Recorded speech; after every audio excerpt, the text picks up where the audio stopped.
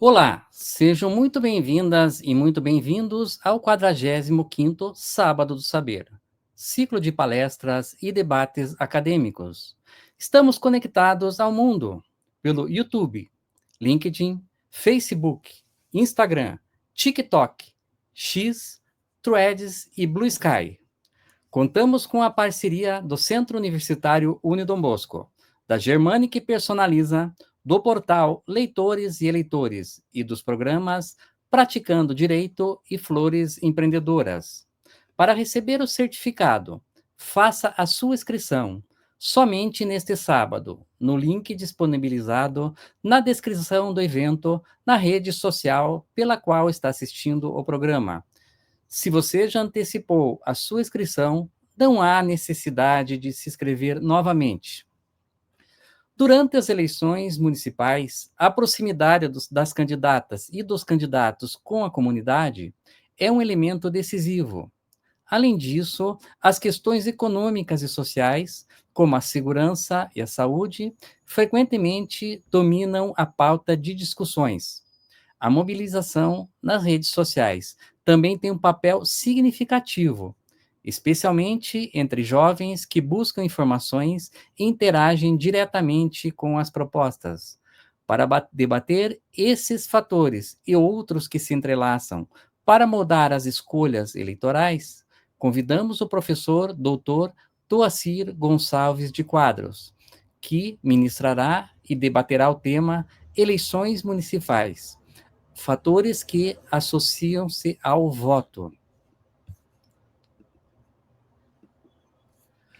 O professor Doacir Gonçalves de Quadros é doutor em Sociologia na área de concentração em Cultura e Poder, mestre em Sociologia Política, graduado em Ciências Sociais, professor de Ciência Política e de Programa de Pós-Graduação Stricto Sensu em Direito, professor universitário e pesquisador associado a várias instituições, tanto nacionais como internacionais.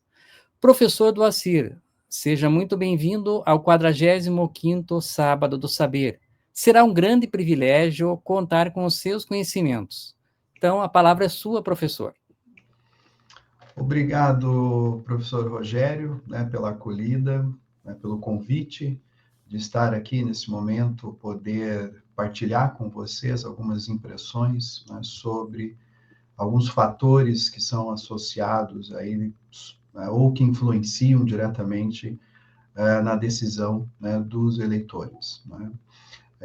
E participar do Sábado do Saber, eu entendo que é uma proposta, extremamente interessante, importante, que procura estar sempre disseminando o conhecimento além da sala de aula,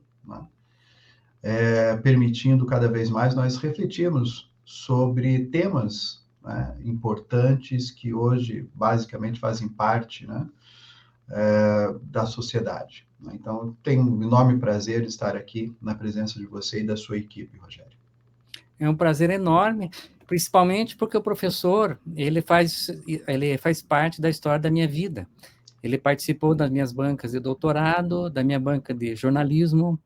Ele foi meu padrinho no meu livro Valores Políticos, que muitos alunos tiveram a oportunidade de eu lecionar em cima desse livro. Além de ser uma pessoa fantástica, um amigo pessoal e uma pessoa assim com conhecimento enorme, principalmente na área de política. Então, professor, mais uma vez, seja muito bem-vindo ao Sábado do Saber. E eu reforço para você, Rogério, que de fato a experiência minha acompanhando as suas pesquisas, tive a oportunidade de aprender muito com elas, também acompanhando a sua atividade profissional, um excelente profissional, íntegro, responsável, sério. Então, eu falo para ti que é um enorme prazer tê-lo, como um amigo e também poder estar sempre que possível, trabalhando contigo em algumas frentes, algumas atividades como essa proposta do Sábado do Saber. Então, professor, agora vamos. O povo está sedento pelo conhecimento, principalmente depois que nós terminamos uma eleição em alguns lugares, algumas cidades bem tumultuado, né? Então, vamos conhecer um pouquinho o que, o que é que eu posso dizer assim, o que, que influencia a cabeça dos eleitores e também dos candidatos, entre aspas, né? Porque a cabeça do eleitor vai influenciar a cabeça do candidato, né? Exatamente, Rogério. Eu dizer que há uma dinâmica, né, um sinergismo entre o eleitor e os candidatos e partidos em período eleitoral.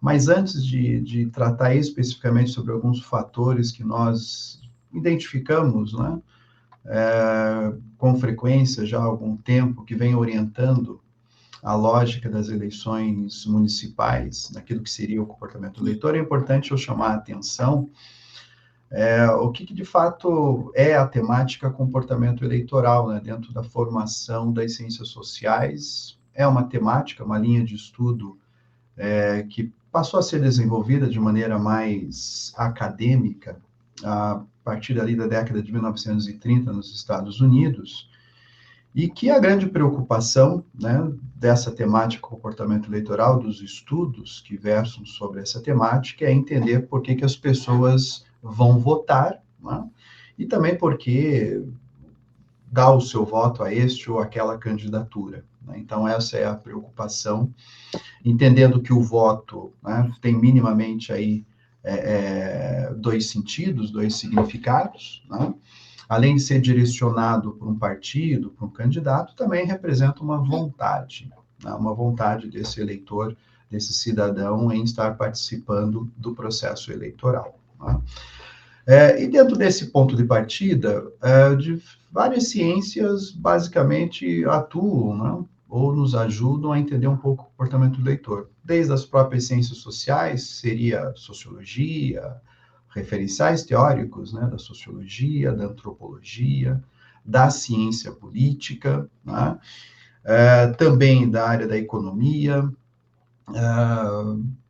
psicologia, né, que são algumas disciplinas afins que têm contribuído a partir dos referenciais teóricos para nós podermos entender um pouco mais a cabeça do eleitor. Né?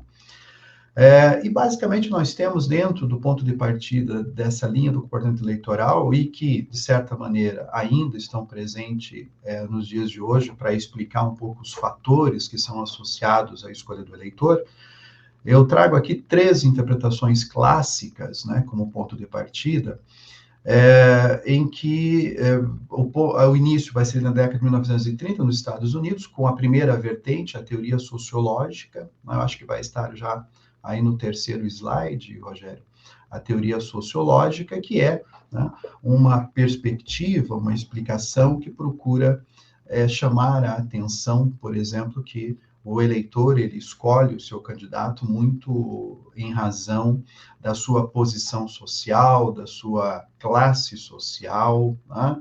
Ou seja, fazendo parte, por exemplo, ou esse eleitor, ele fazendo parte, né, de um determinado grupo, tendencialmente é a presença nesse grupo que irá orientá-lo, né, na sua definição. Né? Também a própria questão da faixa etária, da escolaridade, né? A questão, né, do próprio gênero. Né? Então, são algumas explicações dentro dessa vertente da teoria sociológica, da explicação sociológica, que procura dizer alguns padrões, né, desse comportamento do eleitor, e muito em razão do resultado eleitoral, ou seja, depois do voto dado. Né?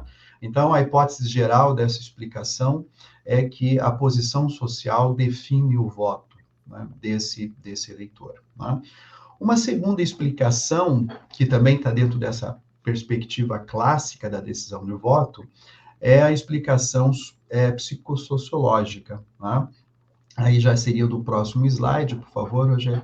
Essa explicação psicossociológica, ela parte da seguinte questão: além, né, dessa formação inicial do eleitor, ou seja, desse grupo social que ele faz parte, também deve se levar em consideração, na explicação para o eleitor participar ou escolher determinada candidatura, a sua intenção, ou seja, aspectos atitudinais, né? Então, o argumento dessa vertente psicossociológica é o seguinte: não basta somente ter uma opinião, ele tem que sair de casa e ir até a urna votar, né? Então, a explicação psicossociológica procura identificar quais são os fatores ligados a essa atitude individual, né, do eleitor, da eleitora, que o leva até a urna a depositar o seu voto, né? Então, essa linha, essa vertente, ela vai estar, né, vamos dizer, orientando o comportamento, ou melhor, estando presente, né, nos resultados eleitorais, por exemplo, lá nos Estados Unidos, ali a partir da década de 1950, 1960. Uma terceira explicação clássica também sobre o comportamento eleitoral é a teoria da escolha racional, né? E aí o próximo slide ele vai justamente estar chamando a atenção para algumas características dessa explicação racional. Primeiro que essa vertente de explicação, ela tem como um dos grandes clássicos, né, Anthony Dawes, vamos dizer, um economista norte-americano que justamente a partir da teoria econômica passou a tentar entender o comportamento do eleitor, e ele desenvolveu no âmbito do comportamento eleitoral essa explicação racional, né? O que o Anthony Dawes ele chama a atenção? Que uma eleição, basicamente, ela se colocaria como sendo um mercado, né, em que se tem de um lado os partidos políticos e do outro você tem os eleitores. Ambos têm objetivos, né, e para atingir o seu objetivo, esses dois atores são extremamente racionais, né, e procuram atingir a partir de uma questão de custo-benefício. Então, os partidos e candidatos vão tentar obter o maior número de votos numa eleição, os eleitores vão tentar identificar o seu voto, né, naquele candidato ou naquela candidatura que de fato lhe traga o melhor retorno, né, a entendimento retorno a partir dos seus objetivos, né? E, uma linha geral, é dizer que os partidos, governantes, quando estão no poder, naturalmente, eles constroem as políticas públicas para resolver as soluções, as mazelas sociais, com um único objetivo, que é se reeleger, né?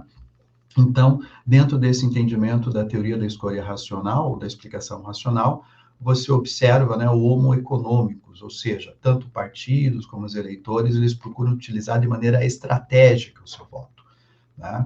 Então, vocês observem que essas três explicações clássicas do comportamento eleitoral, elas irão, né, vamos dizer, ter um desdobramento, né, no comportamento eleitoral hoje, né, pensar essas três explicações de maneira complementar, né?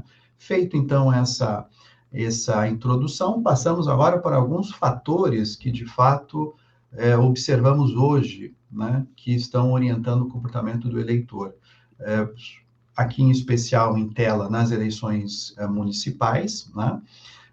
Lembrando que existe, né, estudos que mostram que a lógica, por exemplo, para eleições no âmbito estadual e federal, existe algumas alterações, né? Eu vou procurar, talvez, no decorrer da minha fala, né, à medida que for avançando, eu vou tentar sempre encaixar, fazer um comentário ou outro, onde estaria essa distância entre a lógica da eleição municipal para, por exemplo, estadual e federal. Próximo slide, por favor, Rogério. Então, um primeiro fator que nós estamos observando, né, nos últimos anos é a questão, né, o fator de raça e gênero, né, que de fato se coloca assim como um critério que orienta o eleitor, mas aqui nós temos que pensar a partir de dois momentos, né?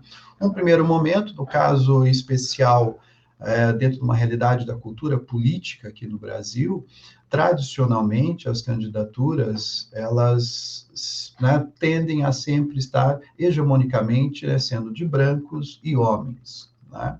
Entretanto, mudanças recentes nos últimos 10 anos, nós encontramos o aumento das candidaturas e representação das mulheres, né? Muito em razão, em virtude do próprio processo da democratização do próprio Estado, né, no sentido de ampliar a participação política para outros setores, né, que até então estavam sendo cerceados de participação, nesse caso a mulher, ou a própria questão do debate político, público, né, que vem surgindo, acompanhando as manifestações de movimentos, reivindicando, né, no caso específico, por exemplo, a ampliação da participação das mulheres no espaço político. Paralelo a isso, a legislação eleitoral, como aqui no caso do Brasil, a Lei 9504 de 97, que nada mais impõe, né, a questão da participação mínima de 30% das candidaturas que sejam mulheres. Né? Então, a dizer que existe sim hoje, né, um avanço da participação da mulher no aspecto político partidário, porém, nós encontramos dificuldades intrapartidárias. Né? Quais são essas dificuldades intrapartidárias, Rogério? É entender que, basicamente, pode-se lançar a candidatura, mas a mulher, ela localiza, ela enxerga, ao estar disputando uma campanha eleitoral, ela passa a ter experiências, né, como dificuldades na questão da distribuição dos recursos internos nos partidos políticos, obtenção, por exemplo, do tempo de TV. Estudos têm mostrado que a mulher, ela tende a estar sempre, né, recebendo recursos partidários, financeiros, né, em menor monta, comparado, por exemplo, com o homem. Né? Então, nessa última eleição, por exemplo, o próximo slide vai trazer um retrato, né, no âmbito nacional, como se deu, né, ou como se deu a ampliação da participação aí das mulheres, né, comparando nas últimas eleições, desde 2000, como esse gráfico aí do Poder 360, um portal, em que mostra, né, em que na última eleição nós tivemos aqui no Brasil 15% dos prefeitos eleitos, né, são mulheres. Né? Então, há um avanço, certamente, se comparar de maneira retroativa com as eleições anteriores. Ainda, né, há uma hegemonia, claro, dos eleitos branco, né, e homem. O próximo slide, por favor, Rogério. Aqui no âmbito do legislativo, né, da Câmara dos Vereadores, também observa-se, né, um certo ampliação das mulheres eleitas, sobretudo nessa última eleição de 2024, né? Também comparando aí de maneira retroativa, né, nas últimas eleições. Né? Mas ainda observa-se, né, que um dos fatores aí que marca a dinâmica, a lógica das eleições municipais ainda né, há um número grande de candidaturas de homens, né, que passam a estar presentes tanto no executivo municipal como também no legislativo municipal. Né? O próximo slide ele vai trazer algumas também, né, um fator que passa a estar presente aqui, ligado em especial à questão da religião. Né? É uma pergunta que nós encontramos no meio de comunicação, eleitores, em que medida, de fato, hoje, né, o fato de você ser um cristão contribui, né, para o seu sucesso eleitoral, até mesmo para conquistar o voto do eleitor. Né?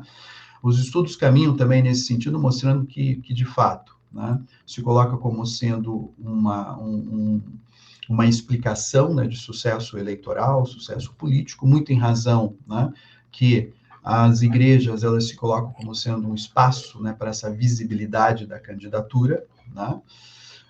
O fiel se coloca como sendo um cabo eleitoral, né? Além disso, também o próprio endosso das autoridades religiosas, né, pastores, padres, né?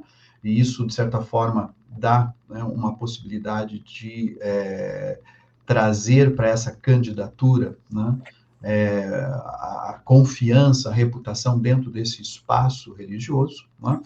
E também, ainda, qual seria o reflexo disso? Observar que as câmaras municipais, na sua grande maioria, né, elas de fato possuem as suas bancadas religiosas, cristãs. A maior parte aí das pautas que são legisladas, né, nas câmaras municipais, são, de fato, pautas conservadoras, valores morais, né? Então, esse passa a ser também um fator muito presente nas eleições municipais. Tá?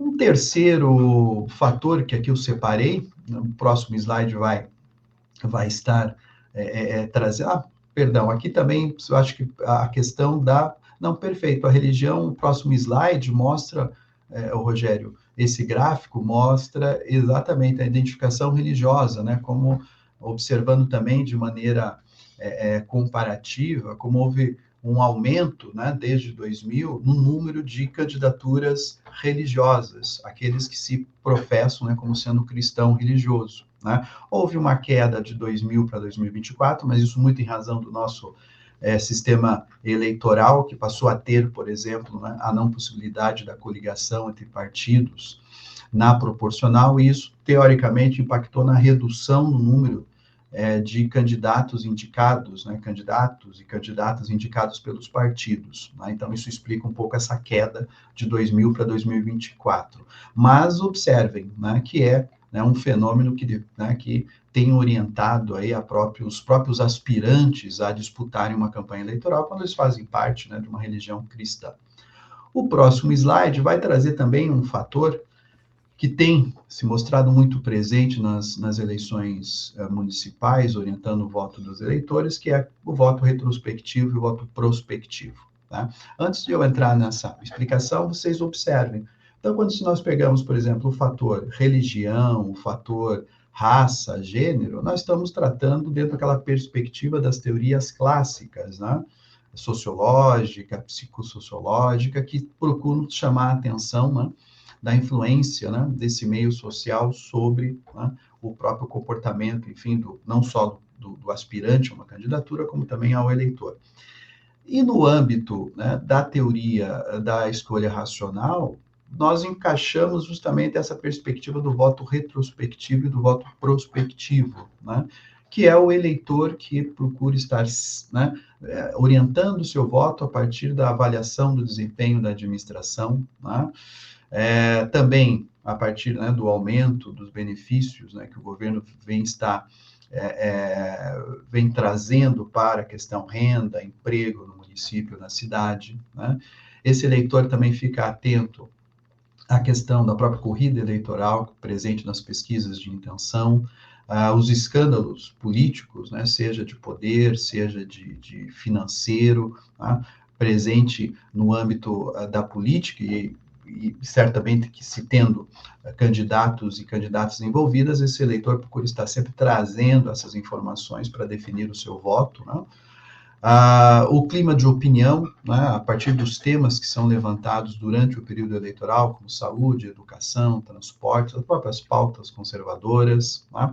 Então, o voto retrospectivo e prospectivo é o eleitor que observa, né, qual foi o comportamento desse candidato, desse partido, enfim, anterior à eleição, qual que é a proposta desse candidato, desse partido, né, se uma vez subir ao poder, se for eleito. E aí o eleitor ele vai, né, definir o seu voto a partir desse raciocínio, né, que dentro de uma perspectiva da teoria racional se coloca como sendo, né, extremamente aí um eleitor, vamos dizer, sempre analisando o custo-benefício do seu voto.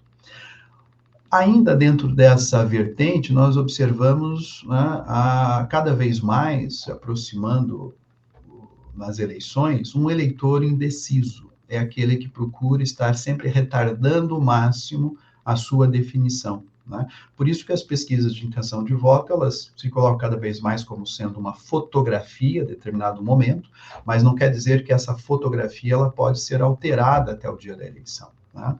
Então, de certa maneira, os estudos no comportamento eleitoral, isso não é só característico no Brasil, né, em vários países, tem mostrado que é um eleitor que tem retardado cada vez mais a sua definição. Né?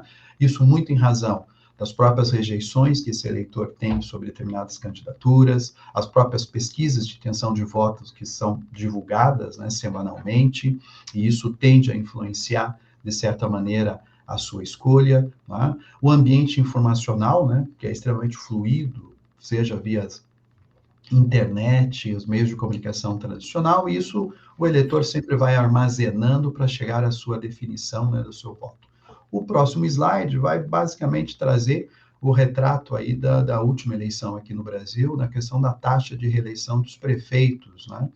Em que vai ao encontro dessa perspectiva do voto retrospectivo e do voto prospectivo, né? Em que houve aí, né, 83% dos eleitores dos candidatos a prefeitos foram reeleitos, né, nos municípios. Né? Então, isso é interessante. Só se for observar dentro, aqui no caso do Paraná, né, na última eleição, 56% dos prefeitos foram reeleitos, ou aqueles que também já tiveram uma experiência na gestão do município. Né? Então, os dados aqui mais micro da região, aqui do estado do Paraná, corroboram também essa tese. Né? Eu separei essas três, eu acho que esse é o último slide, não, Rogério? Eu separei esses 3 fatores para nós iniciarmos essa reflexão, né? E aí, claro, na medida da nossa conversa, eu vou expondo aí outras explicações que também passam a ser interessantes para nós compreendermos melhor a dinâmica das eleições nos municípios. Então, professor, parabéns pela maravilhosa palestra, pelo mapa, que toda a aula foi um mapa de como se pensa o eleitor. E aqui eu vou encaixar uma pergunta, né? O que é difícil para uma candidata ou para um candidato? Superar a rejeição ou a falta de popularidade? Veja, Rogério, aí temos que pensar essa candidatura, enfim, se ela é para o âmbito, por exemplo, executivo ou legislativo. Né?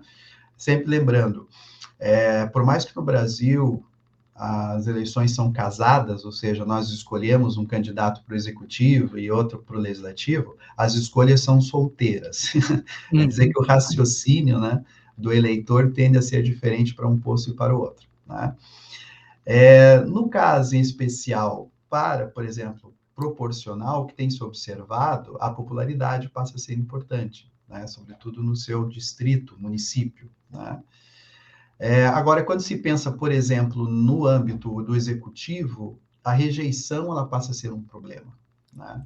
Então, é dizer que a possibilidade, por exemplo, de você reverter uma rejeição que você tenha numa disputa proporcional é mais simples, né? Porque você passa a ter um contato mais direto com a sua comunidade, com o seu eleitor. Né? Diferentemente, por exemplo, da dinâmica, né, das disputas para municípios, e sobretudo aqueles municípios de grande e médio portes, né, em que boa parte por exemplo, dos prefeitos, das prefeitas, concorrem às eleições e não tem possibilidade de estar de maneira direta com o seu eleitor. Se utiliza, por exemplo, né, dos meios de comunicação, hoje das redes sociais também, né, o que inviabiliza. Então, sempre lembrando, né, depende muito, né, de qual cargo estaria em disputa. Mas eu observo, né, de maneira geral, que a rejeição no âmbito da disputa municipal, ela traz sérios problemas, é difícil uma reversão, né? Enquanto no âmbito municipal, por exemplo, a rejeição é possível, sim, você reverter, né, esse quadro. Eu, às vezes, escuto afirmações de pessoas conhecidas minhas, ligadas a partidos e até pessoas que disputaram cargos ou ocupam cargos. E muitas desses candidatos, potenciais líderes, eles me dizem o seguinte, que é mais fácil se candidatar, é mais fácil ganhar uma eleição para deputado estadual do que para vereador, em relação ao nicho desses candidatos locais. Então, isso tem sentido? É uma verdade? Veja, tem sentido, tem sentido. Eu só hoje observo, e eu, né, dentro dos estudos que eu tenho acompanhado, Rogério, que a facilidade de se eleger não é para todos, né, não está para todos. Então, quando se afirma, por exemplo, que no âmbito, por exemplo, do legislativo estadual, federal, há uma facilidade, eu digo que não há para todos as candidaturas. Não há para todas as candidaturas. Né? Estudos mostram, por exemplo, que um dos fatores que contribui para essa facilidade é a questão econômica, né, das candidaturas. Na última eleição, por exemplo, estudos mostram que a grande maioria do percentual significativo, né, dos vereadores eleitos são aqueles que, de fato, detêm já um poder aquisitivo, né, comparado, por exemplo, com aqueles que saíram derrotados. Né? Então, é interessante observar dentro desse prisma. Eu tenho observado que, de certa maneira, os eleitores eles tendem a estar cada vez mais exigentes, né, que vai um pouco dentro dessa explicação de um eleitor mais indeciso, né, e que isso tem criado, o que na literatura, no âmbito da teoria da democracia, o Zervorsky chama a atenção como sendo a questão da incerteza, né?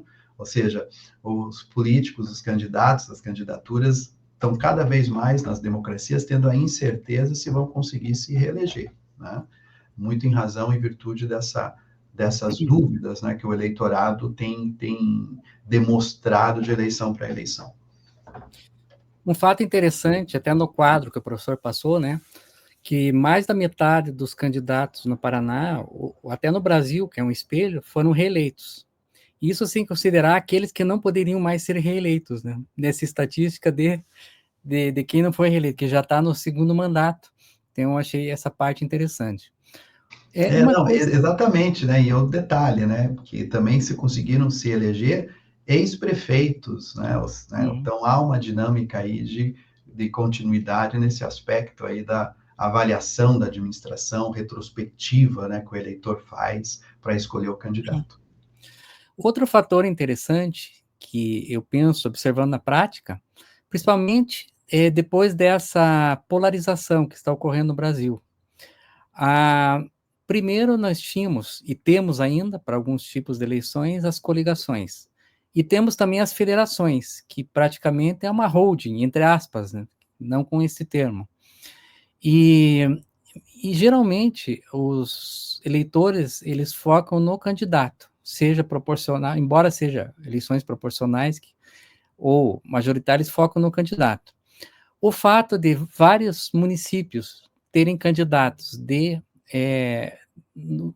vários candidatos, uma coligação, federação, de partidos contraditórios no nível estadual ou nacional, não traz uma dificuldade muito grande para o eleitor decidir seu voto, embora a federação seja nacional, mas nas coligações.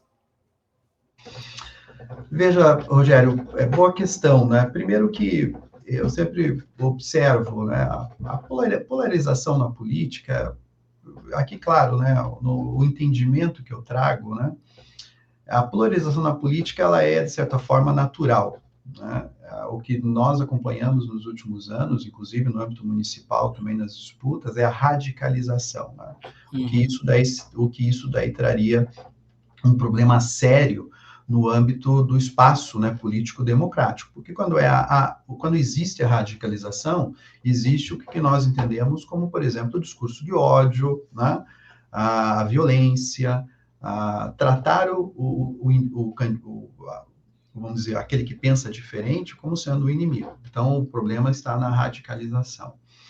Agora, a polarização em si, né, de certa forma, ela se coloca como sendo algo presente na política, né? O que nós observamos, né, de maneira também retroativa, no caso específico aqui do Brasil, uma ampliação dos partidos de direita, muito em razão dentro de um contexto, né, que permite a expansão dos partidos de direita, e o resultado na última eleição basicamente mostra muito bem o avanço eleitoral desses partidos, né?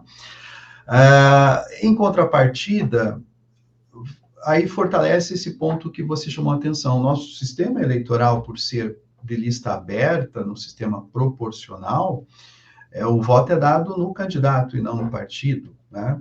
Independente se esse partido ou se esse candidato, né, ele venha estar, né, num partido de direita ou esquerda. Para o eleitor, num primeiro momento, o eleitor perfil médio, aquele mais característico no Brasil, ele não tem esse conhecimento sobre o partido, mas sim sobre o candidato, a ideia da personalização da política, né?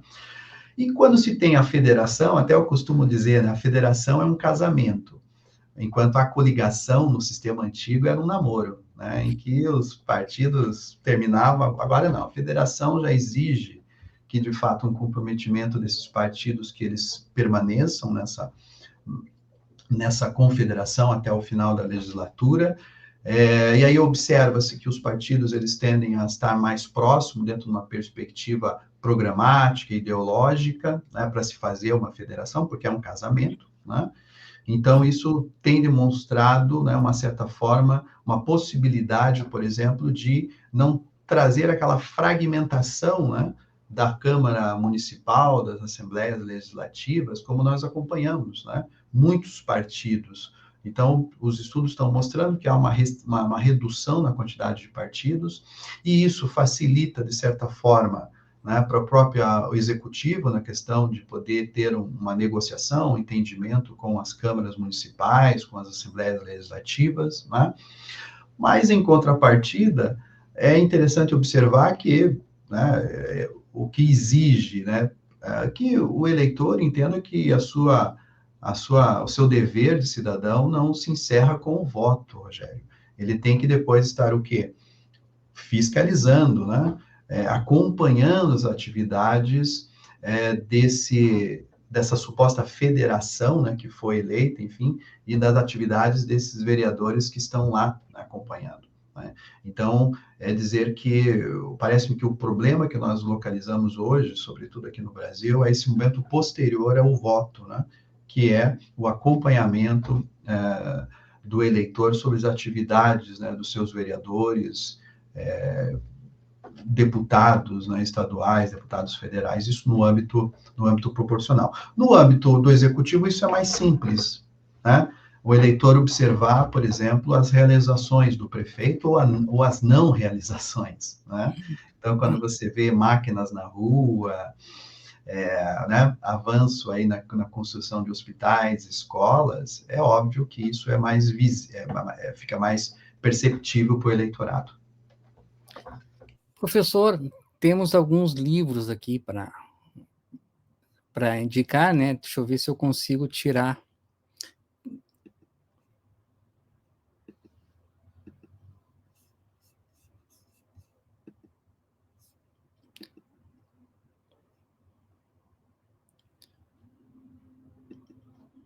Eu estou com uma dificuldade aqui com...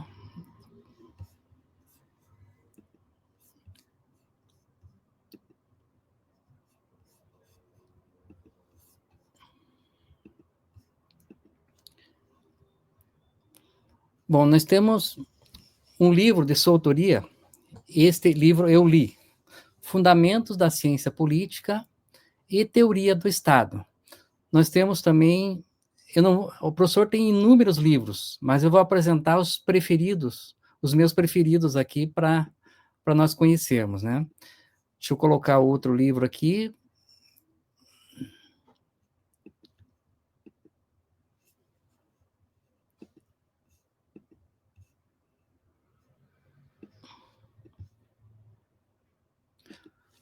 Este livro aqui, né?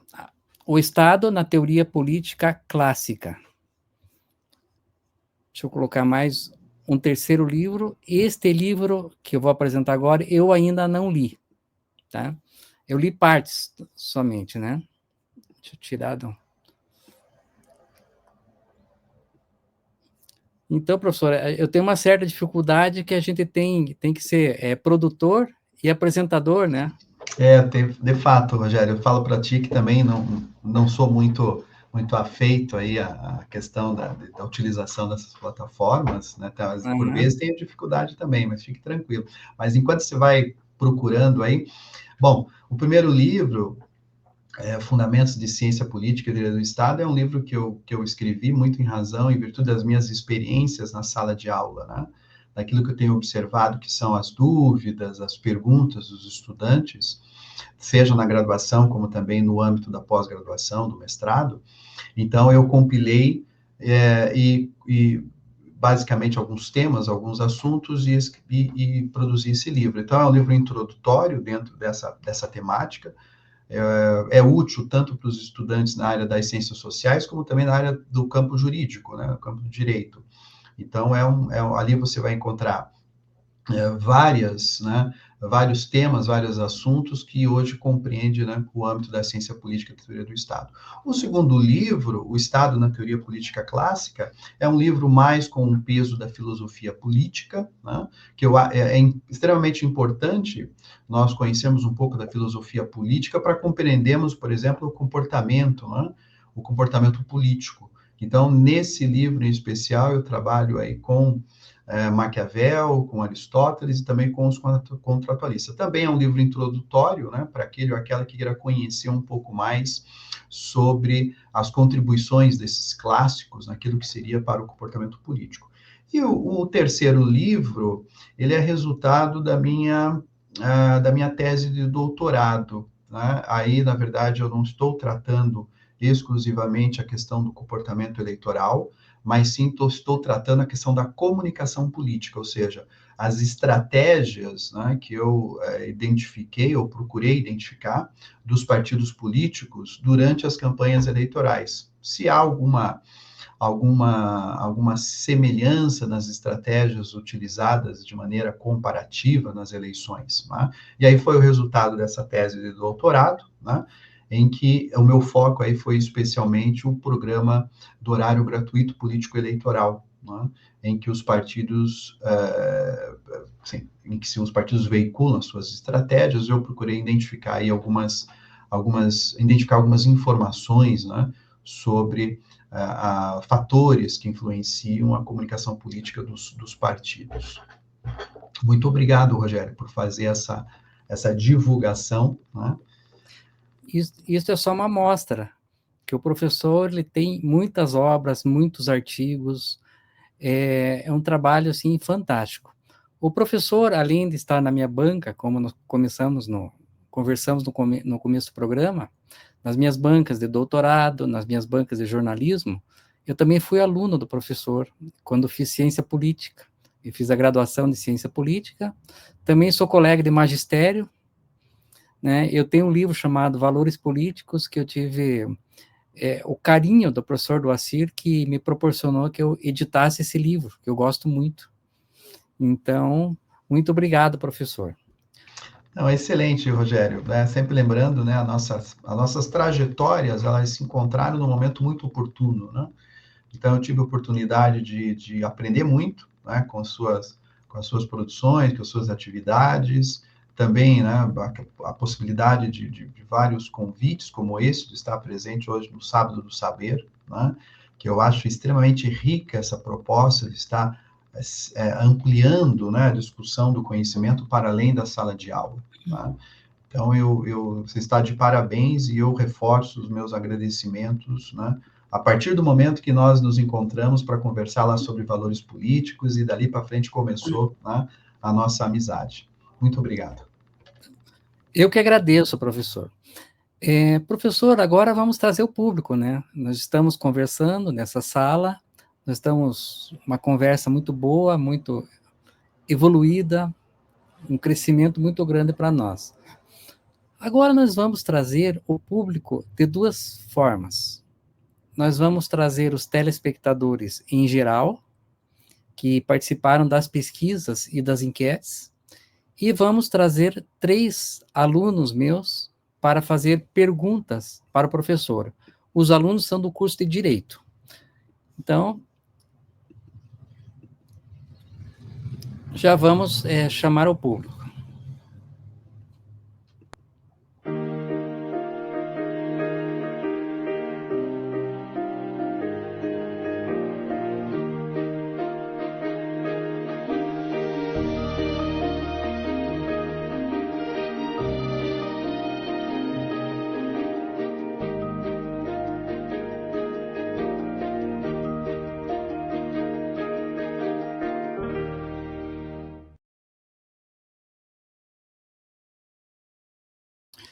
Para apresentar as nossas enquetes, convidamos agora a professora Anne Rabelo, que é pós-graduada em Direito de Família e Sucessões e advogada licenciada, e também Felipe Barr, que é policial penal, lotado na Secretaria de Segurança Pública, graduado em Ciências Econômicas e Direito e pós-graduado em Direito do Trabalho e Prática Trabalhista. Então, já vou chamar a Anne agora.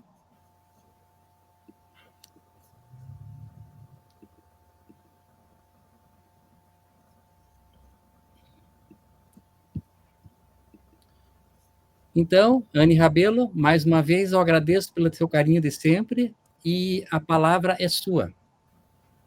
Muito obrigada, professor Rogério. Bom dia a todos os professores aqui presentes, né? Gostaria de começar cumprimentando aí o professor Rogério, né, com um caloroso abraço e agradecendo por estar aqui mais uma vez, ao professor Felipe e ao nosso ilustre palestrante, né, o professor Doaci. Estou bem feliz, né, por estar aqui nesse momento, né, mais um Sábado do Saber, e é um privilégio compartilhar esse espaço com profissionais tão dedicados e inspiradores. A palestra de hoje, com o professor, nos proporcionou grandes insights, enriqueceu nossa compreensão sobre o tema. Contudo, professor, eu trago hoje uma enquete que o professor Rogério realizou no Sábado do Saber, para trazer um conhecimento do público, não é? Ele realizou 3 enquetes sobre o tema, entre 31 de agosto e 6 de setembro, para fazer uma sondagem sobre o tema. A primeira enquete, ele fez a seguinte pergunta: você já utilizou as pesquisas de opinião pública como estratégia consciente para escolher seu candidato? E as respostas foram as seguintes: 45% dos entrevistados nunca utilizaram, 35% utilizaram eventual ou raramente, 10% sempre utilizaram as pesquisas e 10% utilizaram em algumas eleições. Essa enquete, ela contou com 2.164 participantes, com a maior concentração em Curitiba, São Paulo, Rio de Janeiro, Brasília, Santiago do Chile. A pesquisa, ela também contou com a maior adesão de advogados especialistas e assistentes jurídicos, professores e analistas jurídicos. Por fim, para acrescentar um novo questionamento à palestra com o professor, convidamos a Sabrina Heloísa, que é acadêmica do Direito da Unidom Bosco. Agora é com você, Sabrina. Olá, professor Doacir. Primeiramente, eu gostaria de agradecer pela excelente palestra. A minha pergunta seria: a experiência de um candidato na gestão de empresas presume que este seria um bom gestor público para o eleitor? Muito obrigada, Sabrina Heloísa, por Sábado do Saber. Então, professor, eu devolvo a palavra. Perfeito, Rogério, Anne, Felipe. Bom, primeiro comentando um pouco sobre a enquete, né, sobre as pesquisas de opinião, observamos hoje até um pouco do próprio perfil dos entrevistados, né, das capitais que eu observei, Santiago no Chile, e também dentro de um grau de escolaridade completo, enfim. Os dados vão ao encontro do que nós acompanhamos a partir de outros estudos de comportamento eleitoral, que hoje existe uma certa... são mais cautelosos de se utilizar hoje as pesquisas de intenção de voto, né, para definir o seu voto. Então, acho que esses números, eles contemplam mais ou menos essa questão da cautela, né? É muito em razão daquilo que nós acompanhamos, não é mesmo, Rogério? Sobre a grande polêmica em relação às pesquisas, né? Que, por vezes, elas não nos passam os resultados, de certa forma, não são os mesmos que são após o resultado das urnas, tá? Agora, eu volto a frisar, dentro daquilo que eu observo, né? Primeiro que as pesquisas de intenção de voto, elas são, de fato, importantes, porque elas permitem nós identificarmos a corrida eleitoral, mas temos sempre que entendermos que é uma fotografia do momento, né? Então, aí reforça a questão da técnica, ou seja, sempre que se divulga uma pesquisa, tem que trazer os dados técnicos dessa pesquisa, né? Para que isso deixe muito claro para aquele que está recebendo essa informação, entenda quais são os limites dessa pesquisa. E parece-me que é nesse ponto, Alane, que boa parte hoje das divulgações das pesquisas pecam em trazer uma conscientização sobre, né, os limites técnicos das pesquisas, né?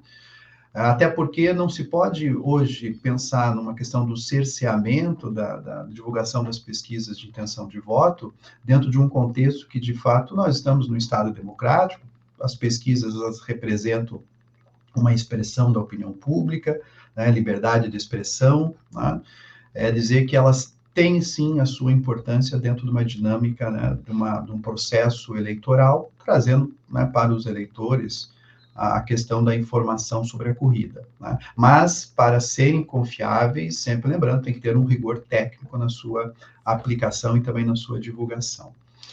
A questão da pergunta da Sabrina é interessante, né? Ela vai em encontro da ideia que há pouco eu comentei com vocês em relação ao voto, né, retrospectivo, prospectivo, mas, sobretudo, dentro de uma perspectiva dos atributos pessoais que hoje nós também identificamos em parcela do eleitorado que orienta o seu voto a partir dos atributos pessoais das candidaturas, né? Ou seja, ser gestor de empresa hoje do ACIR dá uma potencialidade na candidatura? Sim, né?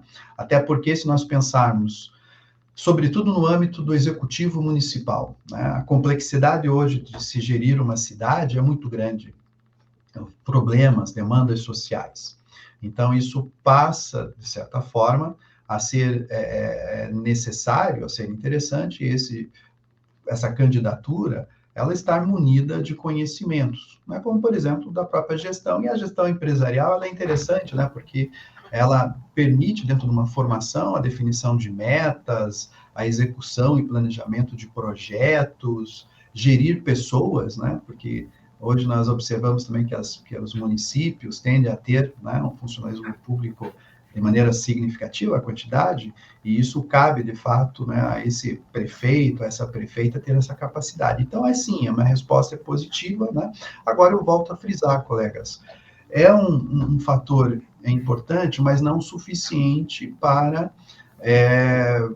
trazer esse sucesso eleitoral, né?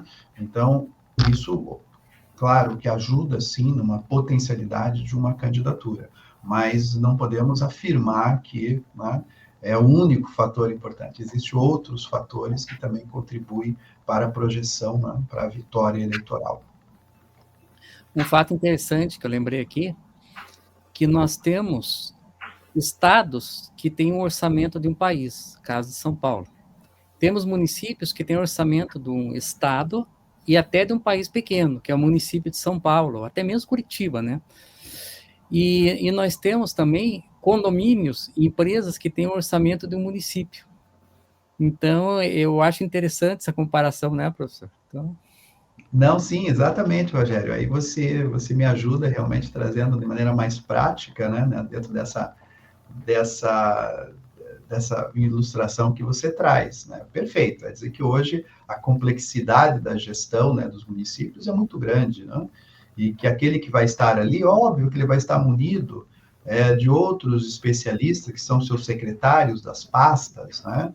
Mas para não se deixar, né, se levar pelo que o seu secretário, sua secretária está dizendo, é importante, né, esse gestor, essa gestora do município ter também, né, um conhecimento na questão da gestão. Então, eu até vou trazer uma curiosidade, né? O orçamento do Brasil hoje é 5,7 trilhões, e o orçamento do Estado de São Paulo é quase 3 trilhões, para a gente ter uma ideia do que é o Brasil, né? Então, agora eu vou convidar o Felipe. Felipe, seja mais uma vez bem-vindo para apresentar a nossa nova enquete e apresentar o nosso acadêmico participante. Então, Felipe Bar, que eu gosto do seu sobrenome, seja sempre bem-vindo. Obrigado, professor Borne. Minha cordial saudação aos componentes da mesa e a todos que nos ouvem e assistem. O Sábado do Saber é feito por vocês e para vocês. E na segunda enquete perguntou: qual o fator mais influencia a escolha de um candidato nas eleições municipais? 39% entende que são as propostas e planos de governo. 33% que é a história e a experiência do candidato. 22% que é o alinhamento ideológico do partido. 6% que é o carisma do candidato. Essa enquete contou com 3.325 entrevistados, com maior concentração em Curitiba, São Paulo, Rio de Janeiro, Brasília e Belo Horizonte. A pesquisa contou com maior adesão de advogados, especialistas e assistentes jurídicos, além de professores. Além de conhecer a opinião do público, convidamos o bacharel em Direito, egresso do Centro Universitário Unidom Bosco, William Leão Antunes, para fazer a próxima pergunta. Seja bem-vindo, William. Olá, professor Doacir. Primeiramente, quero agradecer a excelente palestra. A minha pergunta é a seguinte: até que ponto os candidatos outsiders afetam no comportamento dos eleitores para as eleições? William Leão, para o Sábado do Saber. Então, devolvo a palavra ao professor Doacir. Obrigado, Felipe. Então, veja, a questão da enquete é interessante, né? Eu acho que até merece um comentário, né? Vai ao encontro das respostas dos entrevistados, vai ao encontro da perspectiva do voto retrospectivo e prospectivo, né? Então, quando você pensa em escolher um candidato a partir da proposta e o plano de governo, né? E, inclusive, a própria experiência do candidato, naquilo que o candidato, né, já exerceu, seja cargo público, enfim. Então, isso orienta o voto do eleitor, né? Dizer que essa vertente, né, da teoria da escolha racional, a partir do voto retrospectivo e voto prospectivo, ela tende a ter uma incidência aí, hoje presente, tanto no âmbito das eleições municipais, como também no âmbito aí das eleições estaduais e federais, tá? No caso da pergunta do William, né, a questão dos candidatos outsiders, nós já acompanhamos, né, o surgimento dessas candidaturas desde a virada do século XX para o século XXI, né, em que, quais seriam os fatores, por exemplo, o Rogério, o Anne e até mesmo o Felipe, né, e o William, que está nos acompanhando, quais seriam os fatores que explicam, né, o crescimento dessas candidaturas outsider. Primeiro, observar que políticos tradicionais, partidos, enfim, tendem a estar hoje, né, envolvido cada vez mais em escândalos políticos, de financeiro, de poder, e isso traz uma desconfiança, né, por parte do eleitorado. E esse eleitorado vai procurar, né, novas candidaturas. Então, essa é uma explicação, por exemplo, que nós encontramos em vários estudos, explicando, né, o surgimento desses candidatos outsiders, que estariam fora, né, desse ambiente político partidário. Então, estamos falando aqui, por exemplo, em jornalistas, professores, religiosos, né, que tem todo o processo de formação da sua popularidade fora do meio político partidário. Uma outra também explicação vai ao encontro que há pouco comentei com vocês, que é as novas demandas, né, da sociedade, enfim, a partir de pautas conservadoras, valores tradicionais que nós estamos acompanhando, né, a própria necessidade de se pensar hoje políticos com reputação, confiança, isso também tem dado espaço para o surgimento, né, de candidaturas outsiders, né? Então, isso, de certa maneira, também se coloca, né, como uma explicação complementar. E uma terceira explicação, não se resume a essas três, mas que é interessante observar, é a questão das novas tecnologias, né? Então, as novas tecnologias, naquilo que nós entendemos hoje as redes sociais, permite, sim, né, o surgimento de popularidades, né, no âmbito das redes sociais, e isso também, né, tem um efeito catalisador da sua popularidade, no sentido de se tornar aí possíveis, né, aspirantes a cargos, né, seja para o legislativo, seja para o executivo, como nós acompanhamos nessas eleições aqui no Brasil recentemente. Então, no geral, é dizer que essas candidaturas outsiders hoje observo que elas são muito bem-vindas dentro desse contexto, né, até porque potencialmente elas se colocam como sendo o novo, né, e que a questão é, politicamente, né, elas, de fato, se mostram interessantes. A pergunta é se eleitoralmente vão ser, de fato, né, sair vitoriosas, né? Então, no caso aqui, por exemplo, nós acompanhamos na Câmara de Vereadores de Curitiba, um percentual aí de 56% de novos vereadores, vereadoras, né? Então, houve um processo aí de renovação. E se for observar, boa parte desses candidatos, dessas candidatas eleitas, são aquelas que não estavam envolvidos diretamente com partidos políticos, né? Tem toda a sua formação em outros setores da sociedade que não político-partidário. Então, muito obrigado, professor. Muito obrigado, William. Muito obrigado, Sabrina. Agora eu convido novamente a Anne para apresentar a última enquete. Anne, a palavra é sua. Obrigada, professor. Professor Daci, a terceira enquete, ela realizou a seguinte pesquisa. Qual é a sua principal fonte de informação para a tomada de decisão sobre os candidatos? Dos pesquisados, 72% se informam pelas redes sociais e pelos aplicativos de mensagens, 16% pelos debates entre candidatos e 8% pela propaganda eleitoral gratuita, 4% em conversas com familiares, colegas e amigos. Essa enquete, ela contou com 2.481 entrevistados, com maior concentração em Curitiba, São Paulo, Rio de Janeiro, Brasília e Santiago, no Chile. E a pesquisa também contou com a maior adesão de advogados, especialistas, assistentes e professores. Para trazer mais um tema para debater com o professor Doaci, convidamos o Marcelo Soares Machado, que é acadêmico de Direito do Centro Universitário Unidom Bosco. Agora é com você, Marcelo. Olá, professor Doacir Quadros. Parabéns pela brilhante e elucidativa palestra. Venho aqui deixar uma pergunta para o senhor. Gostaria de saber com relação às fake news. Numa época em que as fake news estão cada vez numa crescente, gostaria de saber o que pode ser feito para melhorar a credibilidade das eleições e principalmente com relação à seriedade dos candidatos. Marcelo Machado, Sábado do Saber. Então, professor, mais uma vez lhe devolvo a palavra. Perfeito, obrigado, Anne. Bom, a enquete, ela retrata muito bem, né, um contexto que nós vivemos, e aqui pensando sobretudo nas grandes cidades, né, no eleitor que nós classificamos como um eleitor de alta sofisticação, né, alto grau de escolaridade, enfim, já tem uma atuação no mercado de trabalho, que é o perfil, né, dos entrevistados da enquete, se utilizam das redes sociais, né, para definir ou receber informação sobre os seus candidatos. E isso vai mais ou menos ao encontro do comentário que o Rogério fez há pouco, né, no sentido de que as candidaturas sabem disso, né?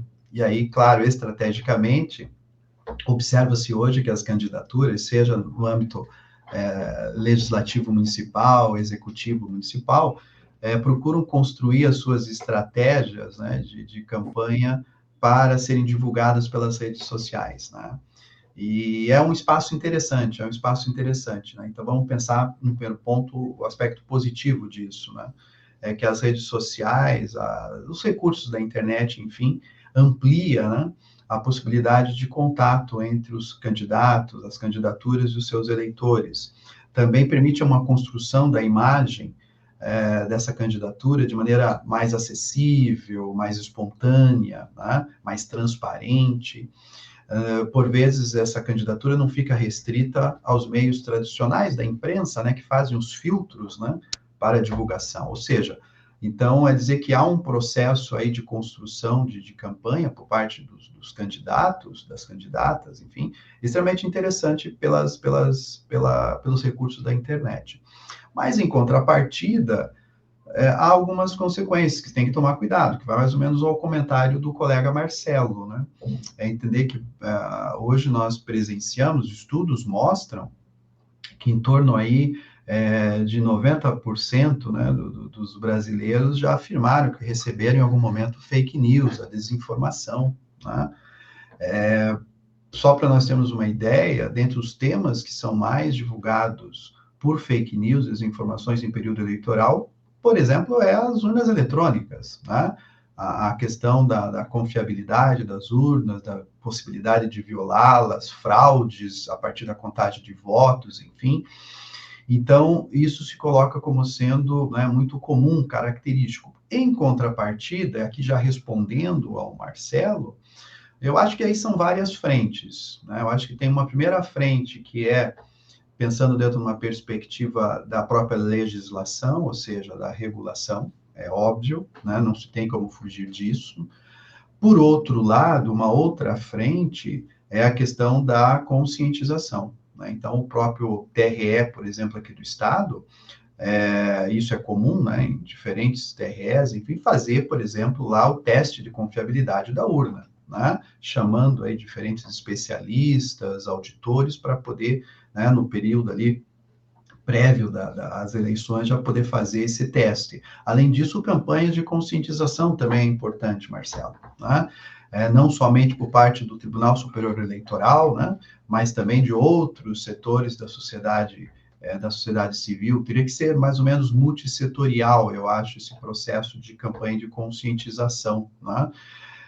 E também o próprio eleitor, né? O próprio eleitor, a própria eleitora também tem que se conscientizar que tudo aquilo que vem a receber, né, pelas redes sociais, antes de compartilhar, procure, né, confirmar a fonte, verificar, né, a questão da confiabilidade dessa informação, e hoje tem aplicativos, né? Se por um lado, Rogério, se tem a inteligência artificial, né, disseminando as fake news, deepfakes, por outro lado, há também a inteligência artificial ajudando, né, a identificar, por exemplo, a notícias, informações verdadeiras, né? Então, se pegar, por exemplo, os aplicativos, né, que hoje tem à disposição, que o próprio Tribunal Superior Eleitoral ele disponibiliza, né, no seu próprio aplicativo do TRE, você encontra ali possibilidade de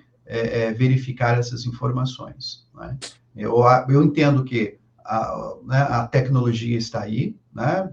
A sociedade digital está aí. O que nós temos que, de fato, é tentar dirimir, controlar os riscos oriundos dessa sociedade digital. Muito obrigado, professor. Muito obrigado pela sua palestra, pelas suas explicações, pelo comentário das enquetes, que eu acho muito bom ter o filtro do que a população pensa.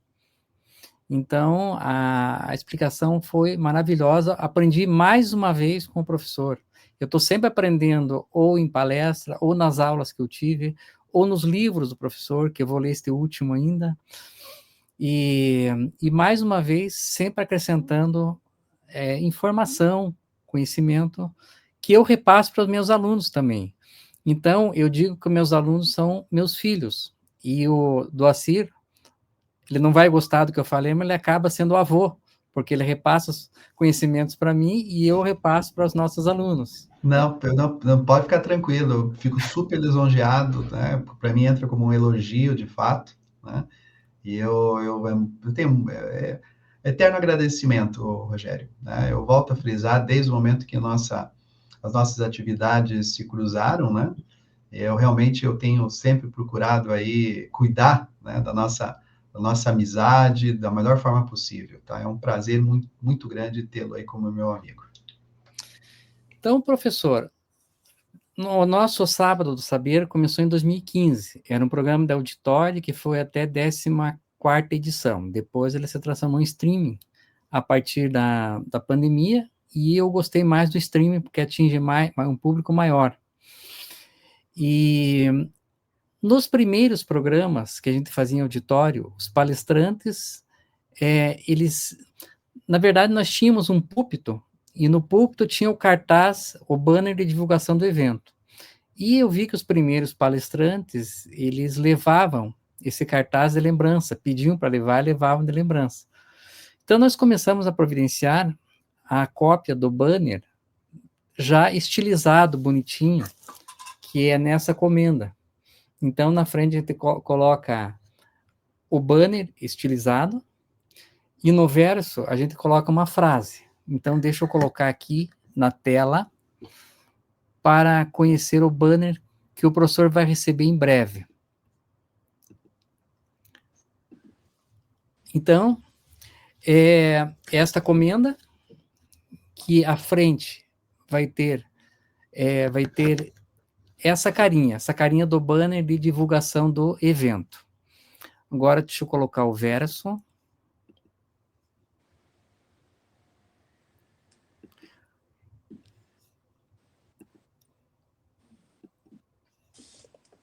O verso está aqui, né?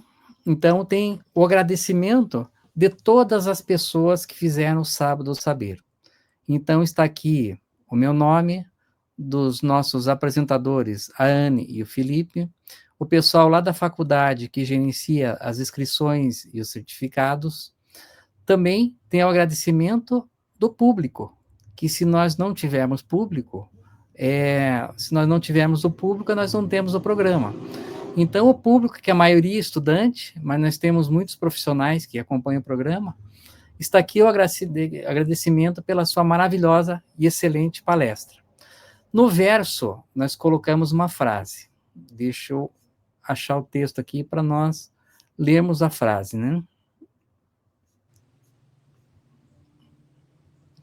Está aqui a nossa frase. Vou colocar aqui para o pessoal lá do Chile e da Colômbia conhecer.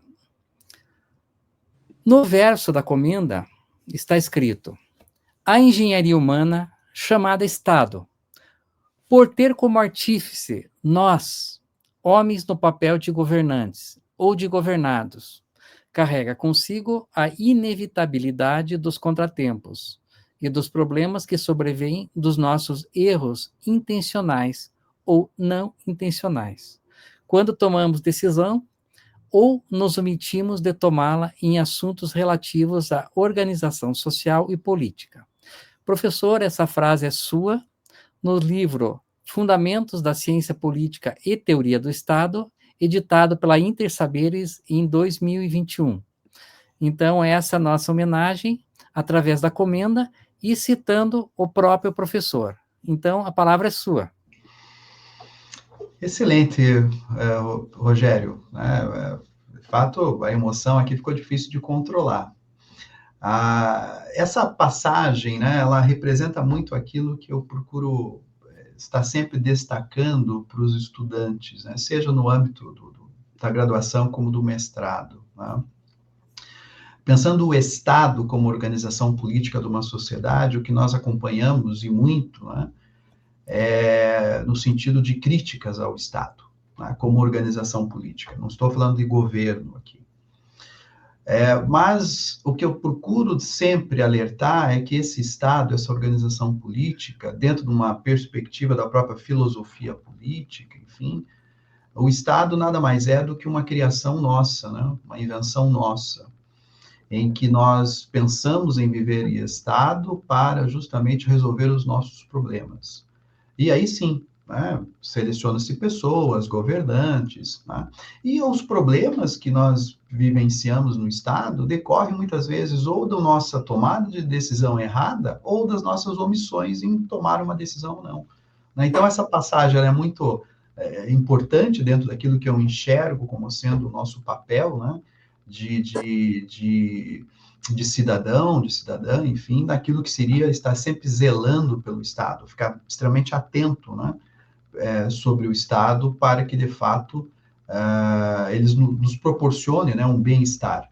Né? Eu acho que esse passa a ser um papel aí de cidadania, podemos dizer assim. Professor, então, o presente não acaba aqui. Nós temos um ex-aluno nosso, um egresso, que hoje ele é CEO de uma empresa chamada Germanic Personaliza. Ele também é advogado e ele mandou um presente para o professor. Então, vamos...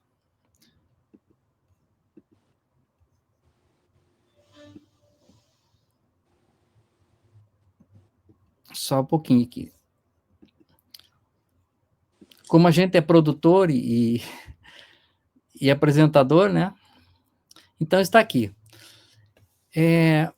Aqui, ele mandou para o professor, o Rafael Resla da Germanic Personaliza. Ele mandou uma caixa personalizada com vinho chileno. Nós sempre damos vinho chileno em homenagem ao nosso público lá no Chile. Com chaveiro e caneta personalizada, com a logo do Sábado do Saber. E também com o seu nome escrito nesses presentes. Então, está aqui a caixa por fora. Aqui também nós temos a sua personalização, com o seu nome e a logo do Sábado do Saber, na caixa do vinho chileno. Então, oportunamente, nós vamos agendar e eu vou levar esse presente para o professor. Então, agradeço, por favor, Rogério, ao colega Rafael, salvo engano é o nome, né? Rafael. Excelente, excelente, muito obrigado, né? O carinho que vocês estão me recebendo nesse webinar é fantástico, né? E já tenho aqui tanto para, né, esse banner, mini banner, já tem um local no meu gabinete, lá no programa de mestrado, né, sobre minha mesa. Esse vinho também, né, se possível, iremos degustar juntos, Rogério. Né? Esse presente não vai durar muito, né? Exatamente, exatamente. Né? Mas muito obrigado. Então, agora eu convido a Anne e o Felipe para saudar em nome do público ao professor Doacir. Então, eu já sei a resposta, mas quem vai falar primeiro? Né? O Felipe sempre educado, né, professor? Obrigada, Felipe, pela palavra. Então, hoje, né, estamos reunidos aqui, é nosso último encontro do ano, não é isso, professor Rogério? Isso mesmo, encerrando o ano com chave de ouro. E isso com chave de ouro, com a presença do professor Doacir. Isso é uma grande satisfação. Então, estamos aqui hoje para celebrar, né, o sucesso de mais um sábado, de mais uma edição do Sábado do Saber. E esse evento, que tem se tornado um marco na nossa universidade, nos proporciona a oportunidade de aprofundar o nosso conhecimento e de discutir temas de extrema relevância para a sociedade. E hoje tivemos esse privilégio de assistir a palestra excepcional ministrada aí pelo ilustre professor Doacir. E em nome dos acadêmicos, professor, eu gostaria de expressar a minha profunda gratidão, né, e admiração pelo brilhantismo e clareza com que o tema foi abordado e dizer que sua palestra nos enriqueceu bastante, né, trazendo esses fatores que influenciam no voto, né, nas eleições municipais e inspirou também, né, a gente refletir o nosso papel como futuros profissionais do direito. Essa sua capacidade, professor, de comunicar ideias complexas de maneiras acessíveis, nos envolveu o tempo inteiro durante a palestra e somos gratos, né, por sua dedicação e paixão pelo ensino. Gostaria de agradecer a todos que estão assistindo a palestra aqui hoje, né, nossa última palestra do ano, e gostaria que vocês escrevessem aí nos comentários de onde é que vocês estão assistindo a palestra. Fala aí para a gente, né? E aproveito, então, né, para encerrar aqui a minha participação e agradecer a todos vocês, ao professor Rogério, ao professor Doacir, ao professor Felipe, e dizer que fui muito feliz durante todo esse ano que participei aqui com vocês. E obrigada, professor Rogério, por sempre me convidar por estar aqui. Saiba que eu fico muito feliz em fazer parte do Sábado do Saber. E parabéns, professor Doacir, pela sua palestra.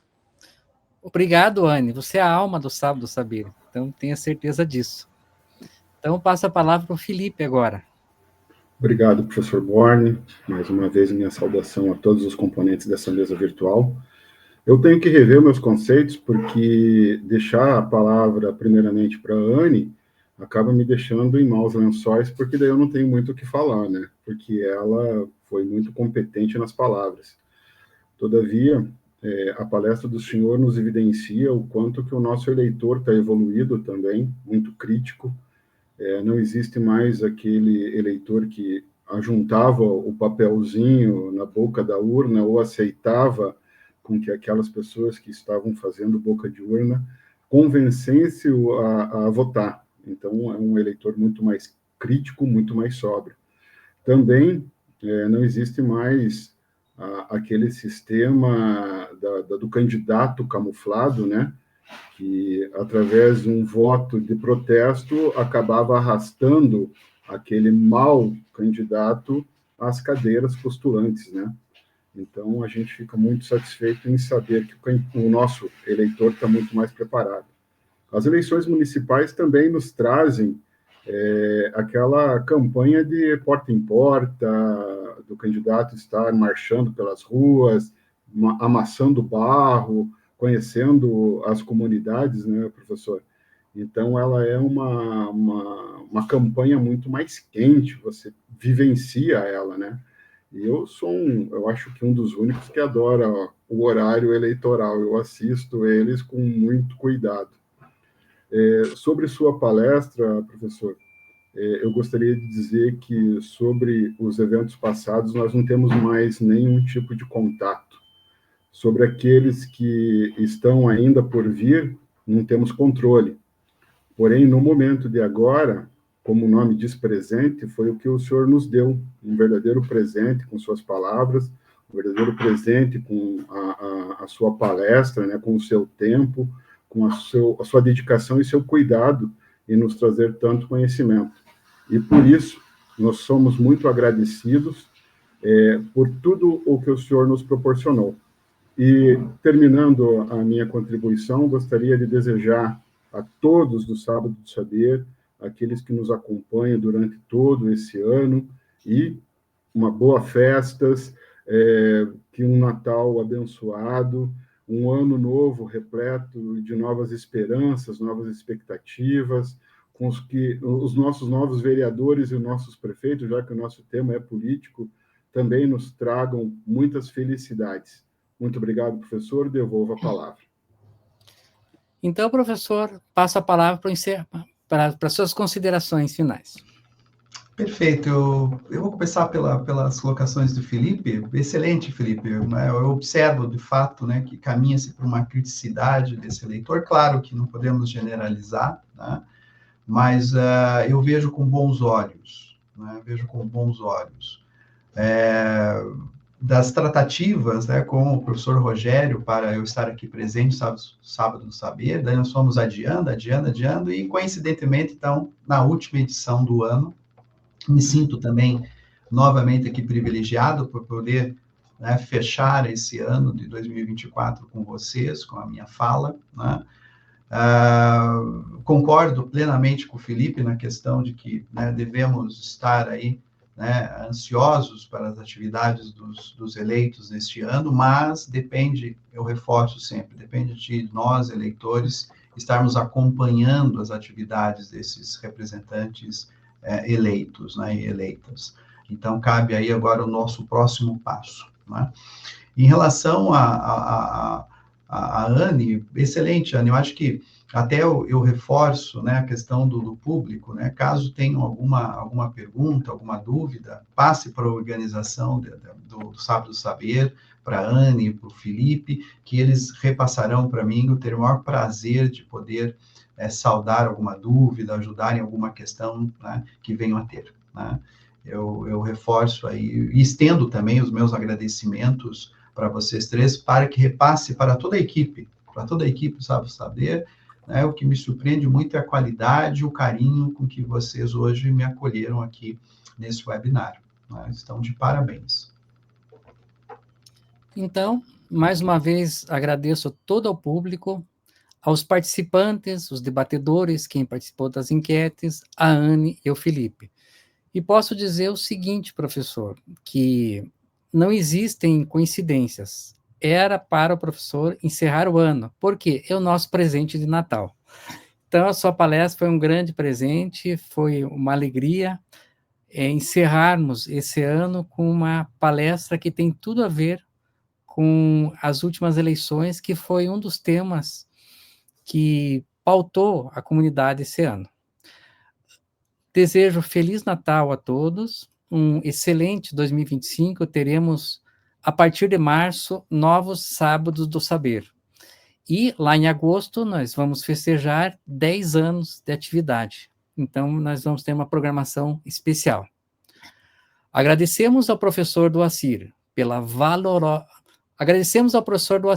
valiosa contribuição nesse 45º Sábado do Saber, que muito enriqueceu as nossas perspectivas e marcará para sempre a nossa jornada acadêmica, profissional e pessoal.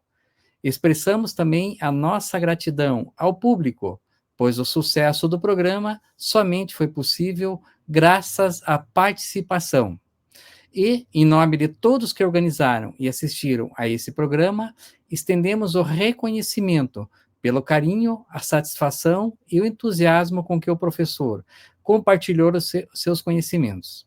Também agradecemos o apoio cultural do Centro Universitário Unidom Bosco, da Germânica Personaliza, do portal Leitores e Leitores e dos programas Praticando Direito e Flores Empreendedoras.